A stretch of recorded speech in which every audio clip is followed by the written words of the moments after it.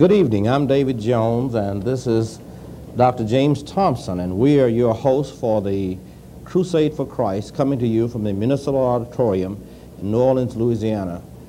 It's a delight to really witness all of the great things that are taking place in the Crusade, Brother Thompson. This thing is winding down really rapidly. I've been really thrilled at the nature of the preaching and the responses of the people who have been coming to the auditorium each evening. They've just been overflow crowds. Yes, and then to see people put the Lord on in baptism is just remarkable. Yes, it is, David. I am just so excited over the happenings here, the great preaching that is being done by Dr. Evans, the great singing, and also the tremendous responses to the Lord's invitation. I have been a part of these since the inception of them, and I think this perhaps is one of the greatest ones that I've witnessed, and Dr. Jack Evans just keep getting better and better. You know, last night a number of young people responded to the invitation and were baptized. In today's world, youth have a very difficult set of circumstances. The epidemic of low self-esteem, the problem of child abuse and violence, both violent and sexual abuse, lack of direction for these young people just seems to be overwhelming. And then when a young person anchors his life in Jesus Christ and places himself under the oversight of the leadership of local churches, it really tends to give them some tremendous stability in their lives that seem to be so lacking today. I'm really pleased to have with us one of our outstanding evangelists, as well as a father and grandfather and just a tremendous person. Yes, and he is. the person of Brother G.P.Holt. Brother Holt's been a preacher for more than 42 years, but has also been an outstanding father and role model for his children. Brother Holt, it's a real pleasure to have you with us. We were talking about children and the tough times that they have today. Can you give us a little insight on what you think about some of the problems facing youth and how we might avert some of those? Well, yes, let me say first, however, that on yesterday, it was a great joy to me to see these fine young people who obeyed the gospel after hearing that great sermon by Dr. Evans. And when children obey the Lord while they are young, they can grow up to be strong, mature Christians. I think, however, that we are all concerned and should be about the delinquency problem. It's growing each year. Not only to children, parents who are not Christians, but even sometimes those Christian parents. Dr. Bender made a statement up at New York University that I'd like to quote just here.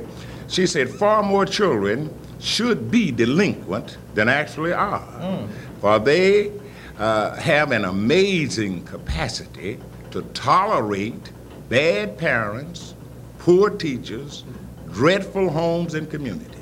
I think that's worthy of thinking. That's a powerful statement when you really think She's about that. absolutely right. And as we look around in our world today at our social order, and we see all of the corruption, the cloud of the atomic bomb hanging over our head, it just seems clear to me that young people have an amazing tolerance for growing up under these adverse circumstances. And our children today are exposed to an adult world at a very early age. Let me make one final point here. We don't even give our children time sometimes to be children. The automobile, the telephone, the television, all of these things have influences upon their senses, and from time to time they walk and they talk according to television and telephones. And so the real wonder then and delight is that so many of them survive and flourish as decent human beings in a setting we have provided for them. That's a very remarkable statement and some tremendous insight into that. We really know that young people do have a hard time, and I guess many of them have a hard time because of the influences that adults have placed upon them. There are some adults, however, and particularly as we look at the church and its role in shaping the lives of young people, many of these young people weren't blessed with good homes and good families.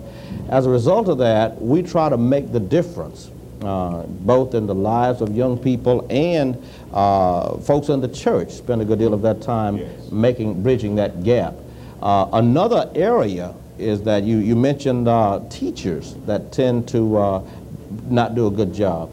The whole educational system has a need to really impact the quality of life for youngsters. One such school is Southwestern Christian College. We've talked about it earlier, but we have with us Dr. James Maxwell, who is the vice president of that school. And Dr. Maxwell, how do you view the way circumstances are developing and the kinds of youngsters that come to you at Southwestern? What are you doing to sort of help to make the difference in the quality of life for the young people that you receive there?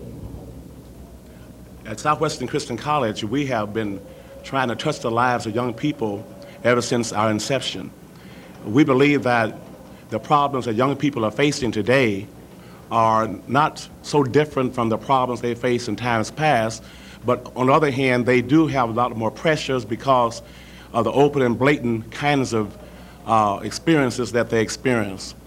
Today, parents don't seem to be as interested in youth, and it appears that we need Christian education more than ever before.